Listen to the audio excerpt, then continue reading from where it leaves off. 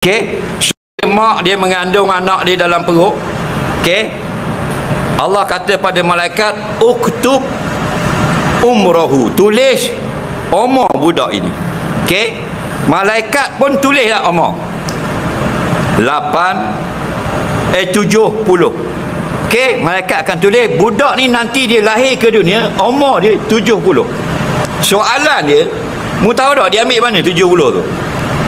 Dia call JPN kan, dia tengok pada lauh mahfuz usia budak yang dalam kandungan mak dia ni 70.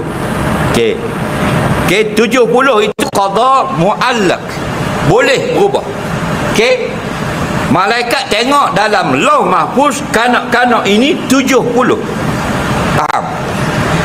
Bila budak ni besar, dia pergi semayang dan sebagainya, dia pergi Mekah, ke bandar lah, dia berdoa, ya Allah, panjangkan umur aku. Allah makbul, jadilah umurnya 80. Padahal malaikat tulis 70. Dia mati 80 sebab dia berdoa atau dia menghubung silaturahim. Ada kakak dia seorang lama, dia balah, dia pergi jumpa semula di Melaka, baik semula, Allah tambah 10 tahun, tulis 70, rupanya dah jadi 80. 80 itu qada mubram, dalam ilmu Allah tidak berubah, dulu kini selamanya. Jadi masa malaikat ambil umur budak tu 70, tulis sisi Allah 80. Jelas lagi? Lebih pada tu jangan masuk campur, itu urusan qada dan qadar. Okey.